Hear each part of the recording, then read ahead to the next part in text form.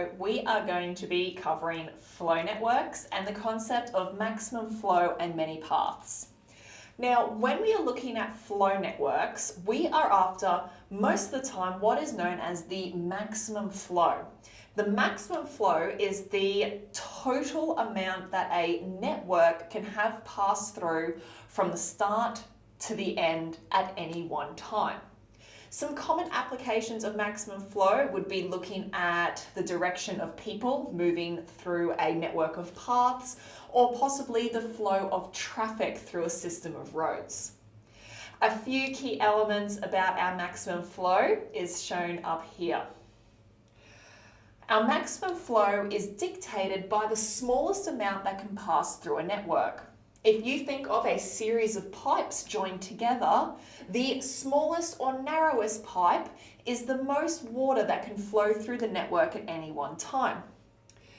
In addition, when we are looking at the language of our flow networks, we are working with the flow network starting at what is called the source and ending or finishing as what is called the sink.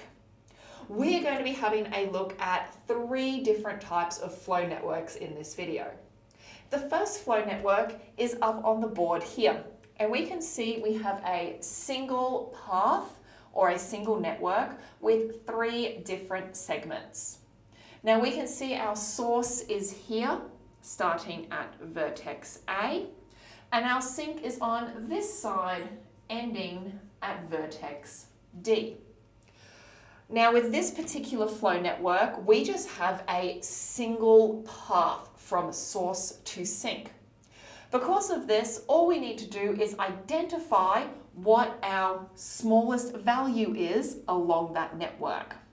So for this particular network, we can say that the maximum flow is 3.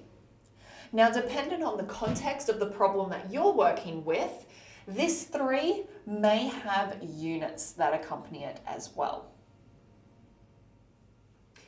Now, often when we look at flow networks, they are going to be slightly more involved than the single path we looked at previously, such as this second example here. We can see here that this particular network has a source at vertex A and a sink over at vertex G. And it's up to us to identify the maximum flow that runs from this source through to this sink. Now, as we observe this flow network, we can see that there are 3 distinct paths that run from source to sink. We have along the top of A, B, C, G, running through the middle with A, D, G, and then finally going along the bottom with A, E, F, G. Now with each of these networks that we've identified, we can go through the same process as the previous example and identify the maximum flow or the minimum value for each of those 3 paths. So for our first path, we can see that 22 is the smallest number, so the maximum flow for that top path will be 22. Going through the middle, we can see that 12 is our smallest value. And then finally, running along the bottom, 15 is the smallest value. And we can tally those 3 individual networks underneath. Now, to get the total maximum flow for this entire network, all we need to do is add together the individual maximum flows from the 3 paths we identified, which will give us a total maximum flow of 49. So this process can be used for any flow network whereby there are distinct individual paths running from the source to the sink. Now, the flow networks that we have been looking at so far have been treating us pretty nicely, whereby they've involved several really clear paths that flow from the source to the sink. Unfortunately, not all of the flow networks that you're going to encounter will be the same. If we take this one here, we can see that there isn't necessarily distinct paths to take us from the source at vertex A through to the sink at vertex E. And we're going to have these set of steps here to guide us in how we can create the maximum flow for a network such as this one. The first step we're going to have a look at is seeing how many paths we can identify that flow from the source through to the sink.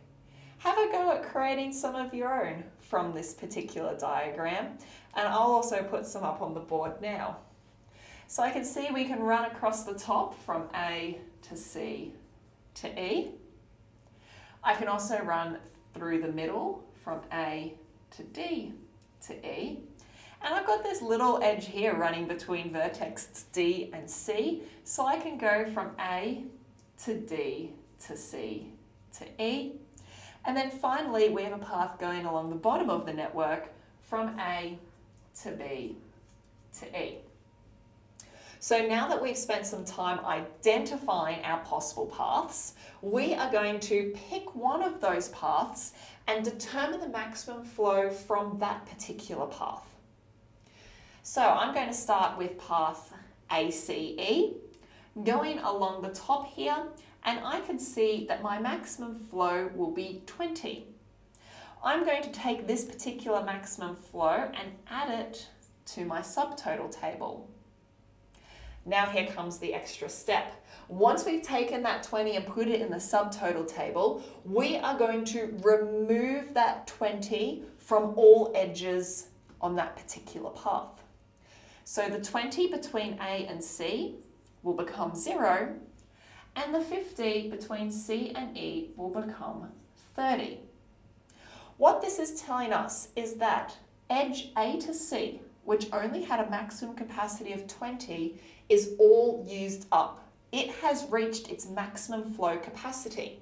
However, if I inspect edge CE, it still has a flow capacity of 30. So what this means, if we have other flow paths that involve vertex C and E, we can still use that as part of our total maximum flow.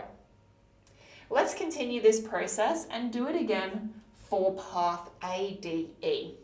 So going along the middle here, ADE, I can see that edge DE of 20 is my maximum flow.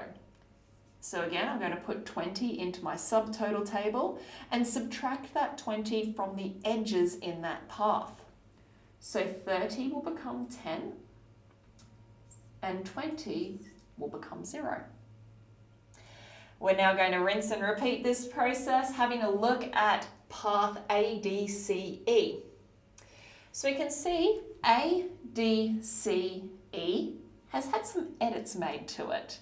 And instead of looking at 30, 15 and 50, we're now looking at 10, 15 and 30. Again, looking for the smallest number along that path, I can see I'm working with 10.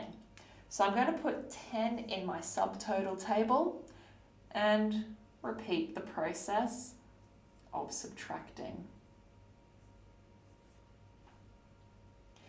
I'm going to now use my final pre-identified path of ABE along the bottom of the network, and I can see that my maximum flow along here will be 40. So again, I'm going to add 40 to the subtotal table and subtract 40 from each of my edges. Now, even though we have reached the end of our path list, we don't necessarily know if we pre-identified all of the paths or not. So the way we can find if we've gotten to the end of this process is if we are capable of tracing a path through the network from the source to the sink without hitting a 0. And I think we can see that if we go up from A to C, we have 0, can't go any further there. We go from A to D, we've hit a 0, can't go any further there. And then going along the bottom, we've hit a 0, can't go any further there.